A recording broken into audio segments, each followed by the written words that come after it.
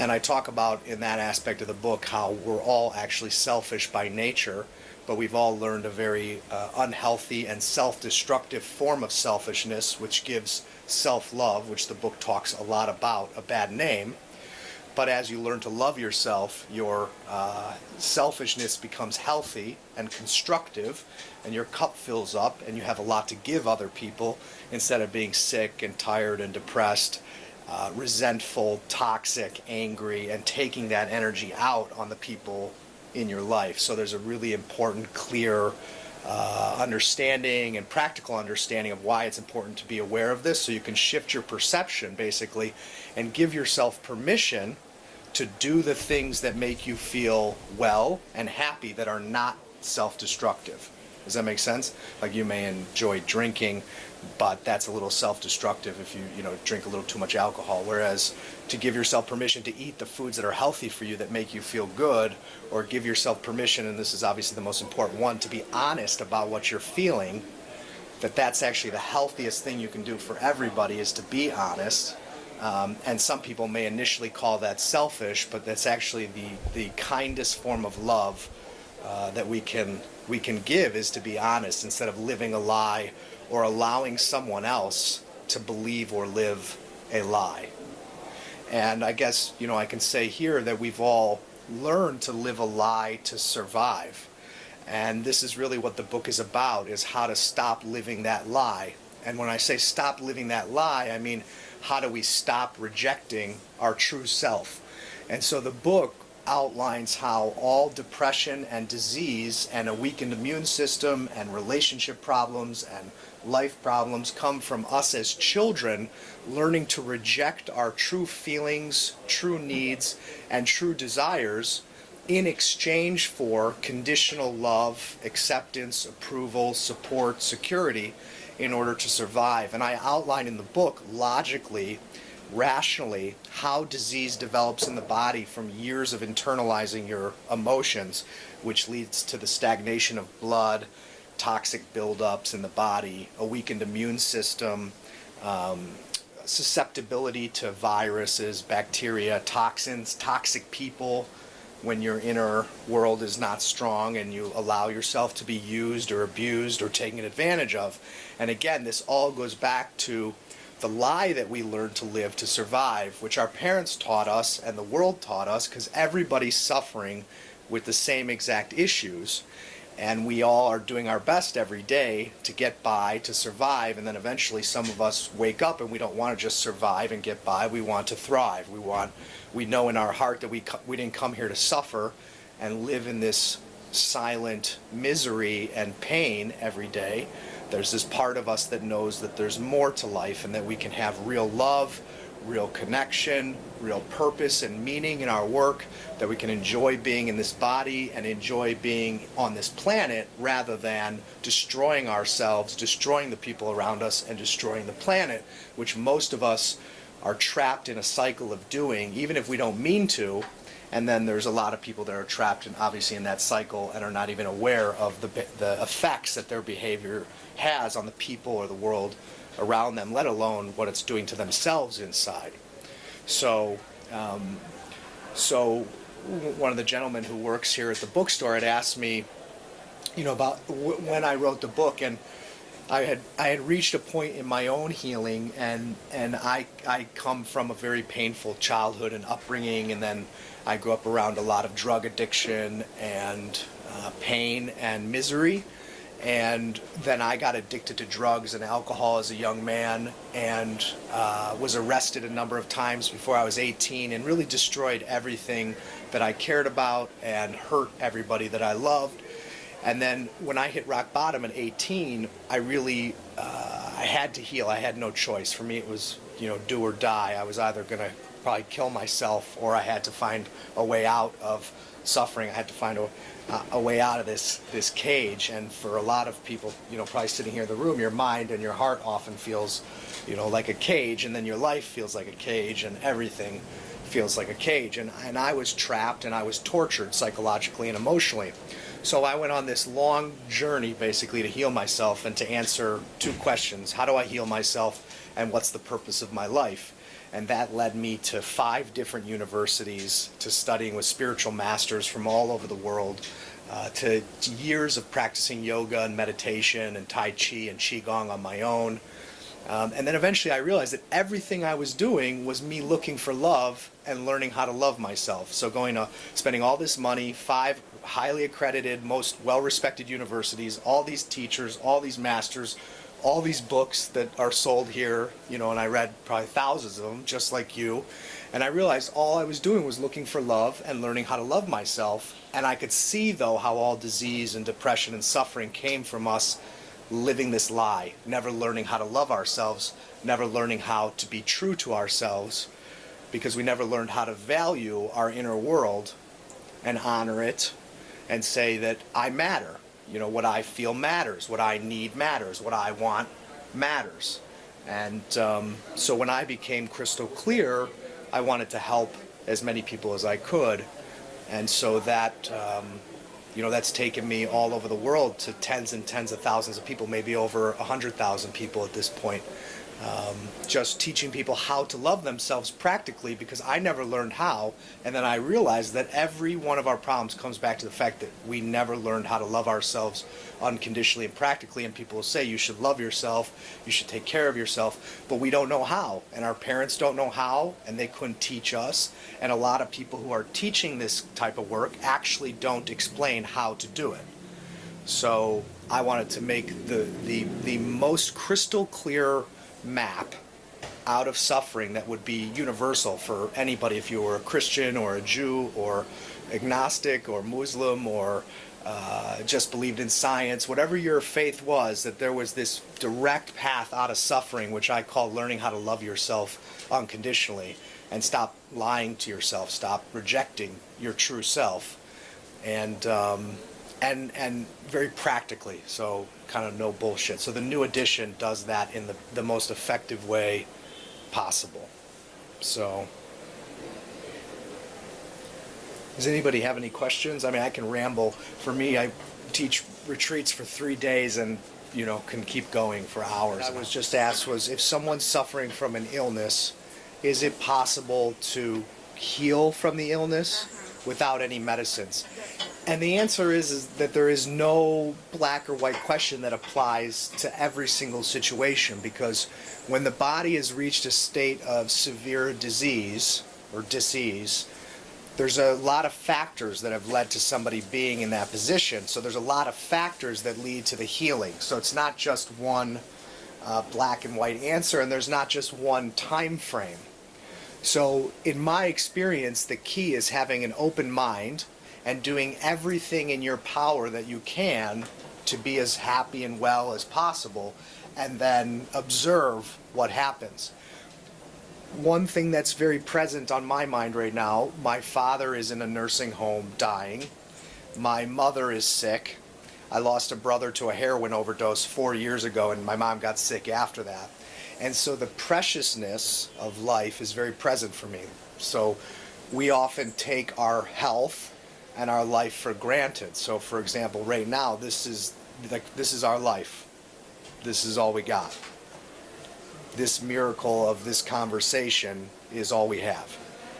And most of us take it for granted, and we miss it because it's like our lenses, the perception, our eyes through which we're viewing ourselves and our experience are muddled with pain and limiting beliefs that we've gotten attached to. So for me, the number one step, no matter where you are in your level of health or happiness, is to be as present as you can to the miracle of this existence and to honor it and take care of it. So whether you're not physically sick yet, or you are physically sick, or you have depression, the solution is the same.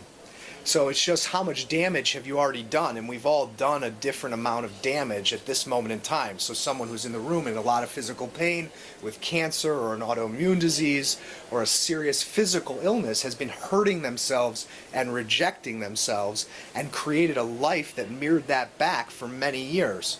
Whereas someone who hasn't developed, let's say, cancer or autoimmune disease in the room right now, if you don't have a physical illness or physical pain, then maybe you haven't been doing it for as long, or you haven't been living in as much fear.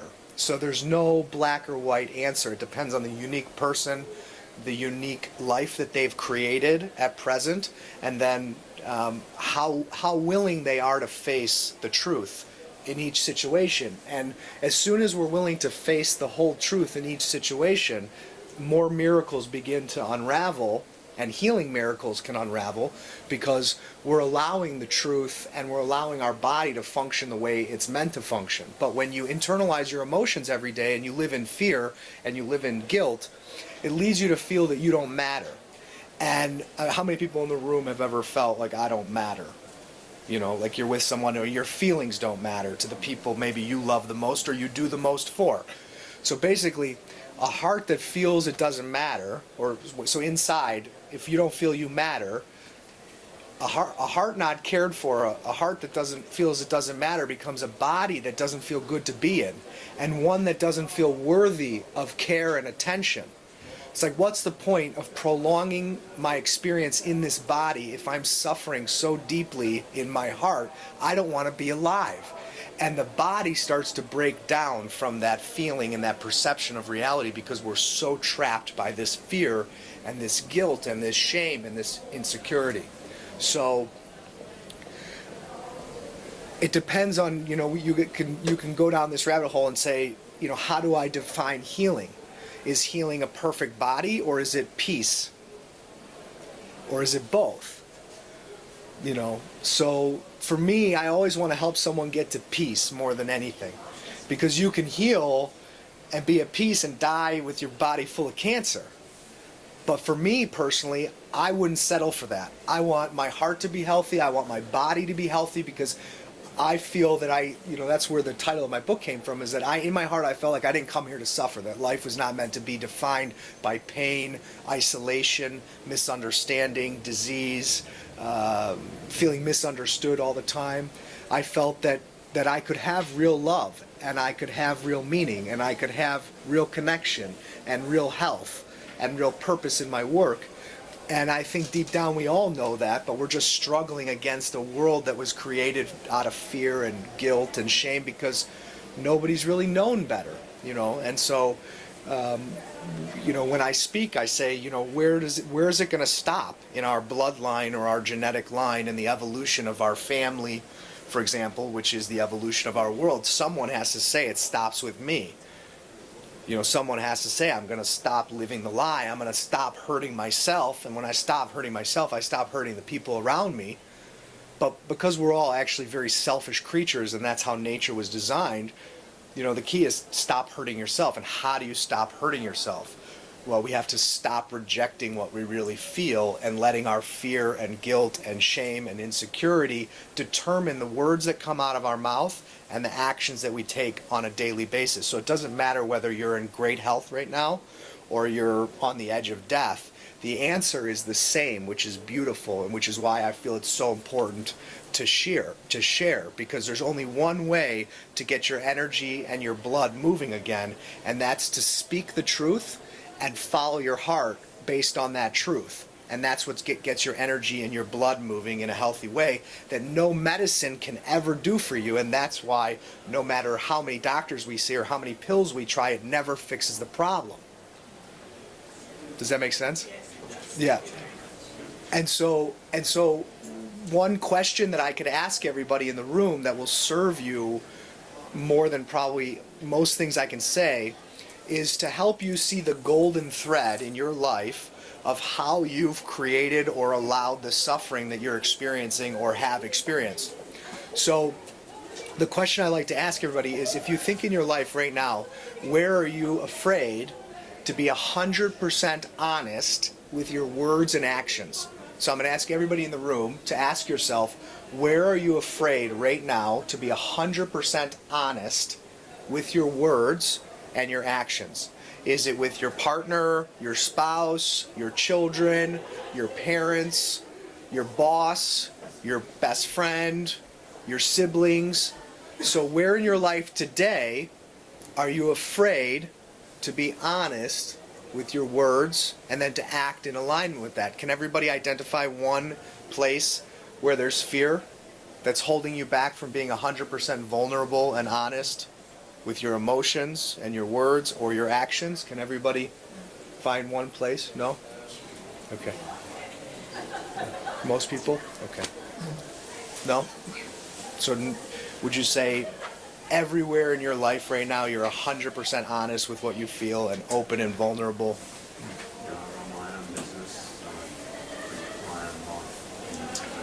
Great. And in every relationship too, you're able to express your emotions in all of them? That's great. Yeah, no, it's beautiful. But most people struggle with that. So, yes, beautiful, beautiful. So, for everybody else in the room, if you think about that place in your life right now where there's subtle fear or guilt that stops you from being 100% honest with your words or your actions, then I would ask yourself, what is the justification that you have in your mind as to why you're not doing it? You know, like everything will fall apart, I'll lose this person's love, I'll lose business, I'll be alone, I'll hurt somebody. Can everybody identify what it is, how you justify the fear or the guilt, or that's selfish of me to say, or is everybody? How would you teach that in child, for example? How would you teach the actors? I'll go back to that because, I was explaining something, but I'll go back to that. And the answer is the same for the adult, because no matter what situation that you're in, that inner child, that true part of you, that innocent, honest part of you is still here in the room, and so it doesn't matter actually if you're talking to a child or an adult. And the philosophy I take on all of this is like what Einstein said, that if you know what you're talking about, you should be able to teach it to a 5-year-old, because the truth is actually not that complicated, but when we're lost in our mind, we make everything complicated because it's a web of confusion, justification, limiting beliefs. But the answer to where we're heading with all this is the same for yourself and for a child. And if you're aware of it in yourself, then you can ask questions like, what are you feeling? What do you need? What do you want? And you can guide them in that way. But so for everybody in the room, if you think about the fear or the guilt that's stopping you from being 100% honest or vulnerable with your feelings, and that can be a fear of saying, I feel hurt, I feel angry, I have feelings for you, I'm attracted to you, I love you, or I'm not in love with you anymore, or I'm not happy, or I'm confused, or I need a change. So it can be on either side of the scale, and it can be anything that we're afraid to actually talk about and act in alignment with. So can everybody kind of connect to that? Okay. So then we don't speak on that and we don't act on that because of the belief that we have that things won't work out for some reason. And so all the reasons that you have in your mind can be translated into a lack of faith, let's say. Like, I don't trust life. I don't trust the universe. I don't trust God, if you believe in God. Can everybody see that? That the justification you use for your fear or your guilt translates into, I don't trust life, I don't trust the universe, I don't trust God, everything will fall apart, and I don't trust that things will work out if I'm 100% honest. Well, what's interesting that I've found, and which the book outlines, is that when let's say I judge you, it has absolutely nothing to do with you. I temporarily put you down in my mind to temporarily make myself feel better about what I don't like or feel good about in myself. Does that make sense? So what I'm trying to say is that the way we perceive the outer world is a projection of our relationship to ourselves. The way we perceive the outer world is a projection of the relationship that we have with ourselves. So when I judge you, all it's saying is that I have a relationship where I judge myself. When I criticize you and I'm hard on you, what's that saying is I'm critical and hard on myself. Does that make sense? So when we say, I don't trust God, I don't trust the universe, I don't trust life, what do you think we're really saying? Okay. Now, why don't we trust ourselves? Okay. Now, think about this question. Someone who's 40 years old, who sleeps 8 hours a day and is awake 16 hours a day, okay? So someone who's been alive and awake for 16 hours a day for 40 years and slept 8 hours a night for 40 years is someone who's been alive and awake for 840 million moments. Okay, so if you're 40 years old, you've been awake, eyes open, not sleeping, feeling something, experiencing life for over 840 million moments. If you're in your 50s, you've been alive and awake for over a billion moments. If you're in your 30s, you've been alive and awake for over 500 million moments. And that's a moment like this moment right now. So can everybody take a deep breath for me? Will you take a nice deep breath? Bless you. Bless you. Take a nice deep breath, feel your body, notice what you're feeling, notice if you're thinking, are you present, are you thinking, I shouldn't have come here, I know everything this guy is saying. And if you're thinking that, you should leave, truly. You should, seriously, you should leave, because you shouldn't be here. And I mean that, because what I'm trying to teach, and what I've learned, is that you have to be 100% true to yourself. So, but if you're here, take a deep breath and drop into your heart and feel your body and drop out of your head, and that the ego in your mind that you've developed to survive this cold, painful world, because your heart was broken, just like my heart was broken and has been broken over and over and over again, and I learned to break my own heart over and over and over again. Okay? So think about how many of these moments you've been 100% honest, open, vulnerable with everything that you're feeling and thinking. And there's been millions of them. Millions and millions. 840 million as an average. Okay? And then think about how many of these moments you've actually acted based on that truth. Okay? And which way do you think the scales tip? Most people in the room have been hurting themselves most days and most moments of most hours of most days of most weeks of most months of most years of your entire life, because we all never learned how to identify what we're feeling. We never learned how to express it. We never learned how to express it gracefully and clearly and kindly and lovingly, even when we're hurt and angry. And we all never learned truly how to act on it and create a life that reflects our entire inner truth. So our whole outer life, every relationship, every situation reflects the truth, not this inner war and this inner battle. Does that make sense? So if I was your brother and for 40 years I lied to you, I criticized you, I judged you, I abandoned you in your time of need, would you trust me? No. So can you see why you don't trust yourself? This is why when you look in the mirror and you try and say, I love you, and you don't believe it, your natural instinct is to say, I don't believe you. You're full of shit. You've been treating me like shit my entire life.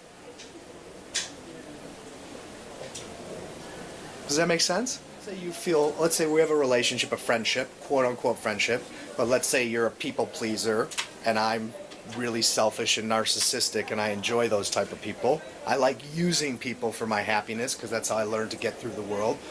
And let's say you start to express your feelings and you do it really gracefully, like I feel hurt and I feel angry and no, I don't really feel good about that. And then I say you're a horrible person, you're a selfish bitch, you only care about yourself. Do you really want that type of person in your life? No, but the person doesn't usually say that, they just kind of disappear when you say how you really feel. Well, then those people are probably not meant to be in your life. So, because do you want to have relationships that are based on truth or on lies and pleasing just to not be alone? When you look objectively and your insecurity and your fear is not active, the truth is really apparent, isn't it? Yeah. Yeah. Yeah.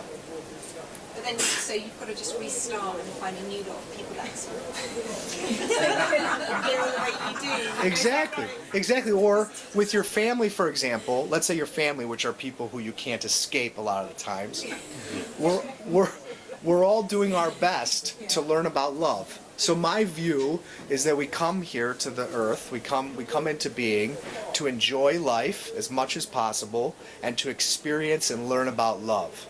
Okay? And everybody's on that same path, even though it looks like something else. Okay?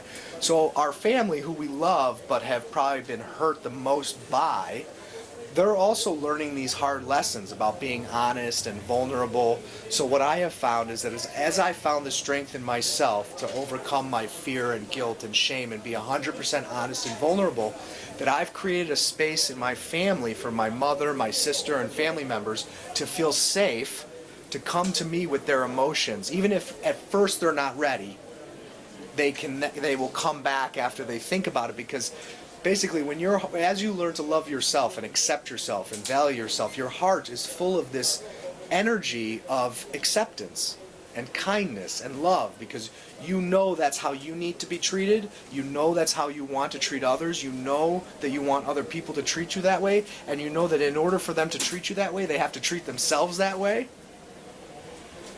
So with that penetrating insight, it changes the way you relate, not only to yourself, but to other people. So for me, on my healing journey, because I couldn't find the love I needed outside of me, I created a container inside of my mind, my heart, and my body of unconditional love and acceptance, selfishly for me.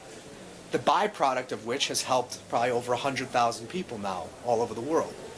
But the key is to be able to do it inside yourself and then with the people you care about, because that's where you're tested. Like, there's a joke in this world that I'm sure most of you have heard, right? If you think you're enlightened, go home to your family. Because it's easier for us to have this conversation here than to go to your parents or your husband or your wife, and where all those deep-rooted subconscious programs were born and exist. But that's where the true magic happens and the true work, is really done, is when we're able to practice this in the hardest places, in the most painful places. So basically, as we move forward towards a life and create a life that reflects more and more honestly who we are in our heart, what we really feel, what we value, how we see the world, how we want to treat others and be treated, we naturally leave behind anyone or anything that doesn't serve us. And it's not always easy to let go. But eventually you get so clear when you know you're hurting yourself, or you're going into a situation that's painful, or basically someone treats you like shit or doesn't appreciate you. As you start to value yourself, you say, I don't want to be around that anymore. I deserve to be treated better. My feelings matter. My heart matters. I need to be around people that can hear what I have to say and what I feel without making me wrong. And this goes back to what I was saying as children. So we all learn to make ourselves wrong to survive in exchange for conditional love, approval, acceptance, security. Does that make sense? Yeah. Yeah. So. Just have to start again with new people, if you're honest. Well, it's like, let's say you're hungry and you see this perfect pizza. You can't eat the whole pizza at once. You have to eat it bite by bite. So transforming your life, you can only take it one moment at a time. So basically tonight, when you leave here, every moment, every interaction is a fork in the road, where you're either being true to yourself or you're betraying yourself, and it's actually that simple. So to me, the most valuable, priceless question on the planet in human consciousness is, how do you actually love yourself? And thank God, think whatever you want to think, the answer is so simple and it's the same. So how do you love yourself? How do you accept yourself? How do you be yourself? How do you forgive yourself? And I'll talk a little bit more about this. How do you value yourself? How do you believe in yourself? What is the key to all of those things? The answer is one thing: to speak and act based on your truth in every moment of every day. So when you leave here tonight, the key to healing all of your problems, whether it's physical disease, depression, a job you don't love, a relationship you don't like, attracting the right partner, is to start to be 100% honest and vulnerable with everything you say, and to act in alignment with that true feeling in your heart. And then a heart that feels cared for becomes a body that feels better to be in, and one that I want to take care of, because, God, I love connecting in this human body. I love to love, and I want more of it. And I came here to be free inside what is often perceived as a cage, the body, But if you go through this process, you become liberated in the body. So you become fully embodied and free in the body, like a butterfly inside of a body. But that's because your circulatory system's not clogged up and your subconscious is not clogged up with pain that you keep creating yourself by hurting yourself. So how do you stop hurting yourself is actually the same question as how do you forgive yourself? Okay, so if you look back on your life right now and you think about all the relationships, all the situations where you've allowed yourself to be hurt, used, taken advantage of, where you haven't stuck up for yourself, where you've let yourself be a victim, where you've let yourself get sick, you've let your money be taken from you, whatever it is that you've allowed to happen because you didn't know better and had a very hard lesson to learn, symbolizes what we need to forgive ourselves for. Does that make sense? So this is another priceless question. How do I forgive myself? And for me, I had to get to the practical solution. Now again, everything I'm saying first comes from my own selfish desire to be healthy and happy. You know, I joke that even though I help thousands of people every year, I'm the most selfish man you will ever meet. But I'm also honest about it. And you're just as selfish as me, but your selfishness might not yet be as healthy as me. But maybe it's healthier than me. It could be healthier too. Does that make sense? Okay, so how do we forgive ourselves? The key to forgiving ourselves, which also happens to be the key to forgiving other people, is to stop hurting yourself. And this gets uncomfortable. If anybody's uncomfortable and is getting distracted, it's understandable. So how do I forgive myself? I have to stop hurting myself and stop letting myself get hurt. How do I stop hurting myself and stop letting myself get hurt? I speak and act based on the truth in every single moment, in every situation. That's how you stop hurting yourself and stop letting yourself get hurt. And yes, things might crumble for a little while, because if you're really honest, you might be in a marriage you're not happy with, or in a job you're not happy with, or a relationship that you're in, even a friendship or a family relationship, can be built on eggshells. Right? So you start being totally honest and fireworks start happening. But you get to this other side if you can continue to be honest. And again, a big part of communicating is being kind and as clear as you can be in your communications, which is a whole nother level, obviously, for all of us of mastery, is to be able to say, I feel hurt, I feel angry, instead of fuck you, you asshole, or you're such a bitch, which is just code for I feel hurt and I feel angry. And we've never learned this form of communication, and so we keep breaking each other's hearts and hurting ourselves, and we disappoint ourselves, because if I treat you horribly with my words and my actions, I then feel guilty and ashamed and regret it, because I know I can do better, but I just haven't learned how. Does that make sense? So that's an important next step, obviously, is we don't want to just say, you know, you're a piece of shit, and that's me being honest. It's about, I feel hurt, I feel angry, I feel scared, I feel ashamed, I miss you, I don't like being around you, I need space. These are the hardest things to say, and to say them with, you know, grace. Yes? What do you think about the phrase, you make me feel? People always think you have to own your own feelings, and you can't tell someone they made you feel a certain way without letting them. Ultimately, yes. Just probably the last question. Okay. Just coming to time. Okay. It hits up. Ultimately, that does become the healthiest perspective, because as we heal and go through this process, we don't want to necessarily give all of our power away to other people, and we don't want to get trapped in blame. Okay? So, for example, if we're in a relationship and I say something to you like you're such a bitch, and that hurts you, and then you say, and then I say, well, and then I start to manipulate you and say, you know, yeah, you can't say I made you feel that way. Well, you know, there's actually truth in that, because you're reacting and you're putting yourself in relationship with someone who's not healthy for you. So in the end, it's up to you to remove yourself from that situation, walk away, don't call me, don't text me, or we need to go see a therapist. It depends on where we are in our relationship and whether I'm willing to look at myself. Does that make sense? Or I could be a master manipulator and be really good at making you confused, because I'm confused. and I want you to be just as confused as me. Does that make sense? So the key is come back to how do you feel? Okay, I feel hurt. Okay, well, why do I keep going back to a situation where I keep hurting myself? Because if you go back to, let's say, a guy or a girl that doesn't respect you or doesn't treat you well, you are hurting yourself by going back. You are touching that fire and burning yourself. And after the first time or the second time, you should know, I'm going to get hurt if I touch that. But this is the lesson that we all have to learn the hard way. So for most of us in our intimate relationships, so your partner, your spouse, and your intimate family relationships, the mastery comes with how do I value myself 100% in this situation? Ironically, even someone who loves you and appreciates you more than any other human being on the planet, they can't value you 100%. Only you can value you 100%. Only you can 100% say, what I feel matters, and because life is so precious and we could all die tomorrow, only you can say, what am I going to do with this moment? What am I going to do with this hour? How am I going to value and appreciate, not take for granted the miracle of this existence right now?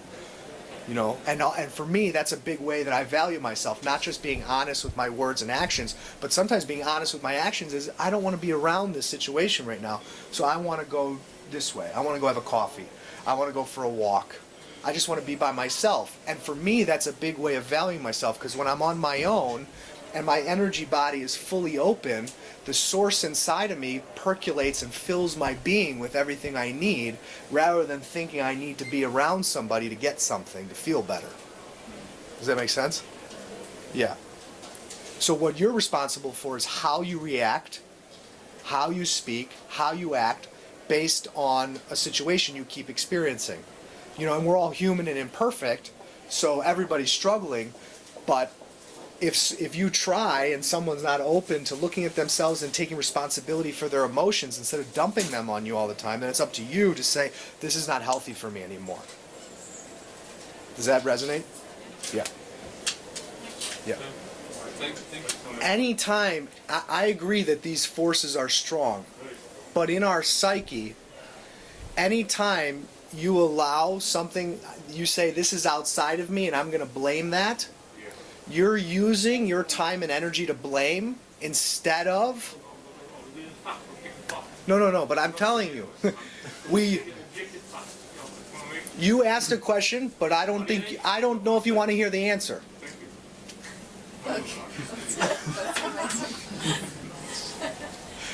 If you ask, you know, you give me an opportunity to answer.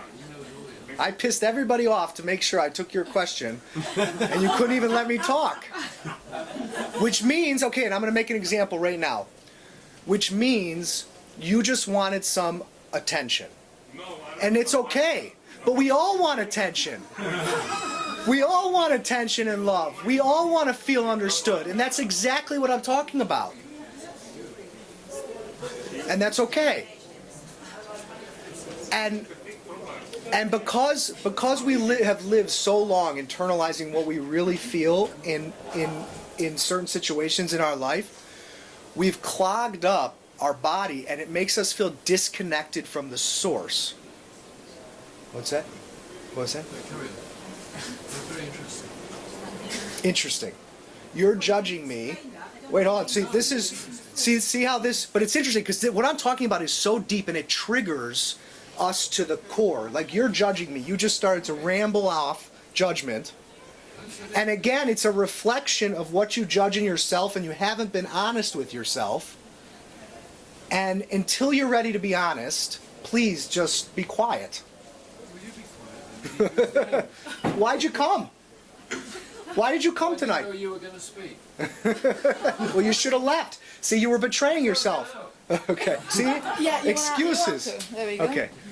You can. I would, you know, it's definitely an important conversation, but I'm speaking to a specific point, which is at the root of why we have the problems we have in the world.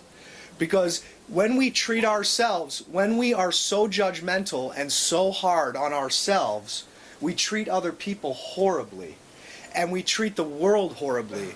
And our heart is so closed that we walk by people who are homeless, people who are suffering, we don't care because we're trapped in our own suffering. But when you really learn to take good care of yourself, and your suffering is not driving your thoughts and feelings every day, you have more space and there's more love to give in whatever way you're able to give at that time. Whether it's to stop and say hello, or give some money, or give some water, or listen. But if we're trapped in our suffering because we're so hard on ourselves and we're rejecting ourselves, and we haven't dealt with certain things in our life, then it's hard to show up for anybody because we don't even know how to be there for ourselves. So it has to start with this.